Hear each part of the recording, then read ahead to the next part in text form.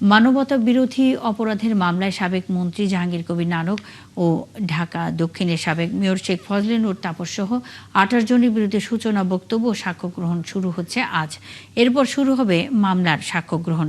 আন্তর্জাতিক অপরাধ tribunal ১-এর chairman বিচারপতি মোহাম্মদ গোলাম মর্তুজা মজুমদারের নেতৃত্বাধীন ৩ সদস্যের বিচারিক প্যানেলে আজ সূচনা বক্তব্য উপস্থাপন করবে প্রসিকিউশন। এই মামলায় গ্রেপ্তার হয়ে কারাগারে রয়েছেন ৪ আসামি। তারা হলেন নিষিদ্ধ ছাত্রলীগের মোহাম্মদপুর থানা শাখা সভাপতি নাইমুল হাসান রাসেল, সহসভাপতি সাজ্জাদ হোসেন, ওমর ফারুক ও ফজলে রাব্বি। বাকি সবাই পলাতক। ১০ মে প্রসিকিউশনের আনা ৩টি আনুষ্ঠানিক অভিযোগ গঠনের মাধ্যমে ২৮ জনের বিচার শুরুর আদেশ দেন ট্রাইব্যুনাল। অভিযোগ গঠনের সময় নিজেদের নির্দোষ দাবি করে ন্যায় বিচার প্রার্থনা করেন গ্রেপ্তার ৪ আসামি। জুলাই গণ অভ্যুত্থান চলাকালে রাজধানীর মোহাম্মদপুরে ৯ জনকে হত্যার ঘটনায় এ মামলা করা হয়।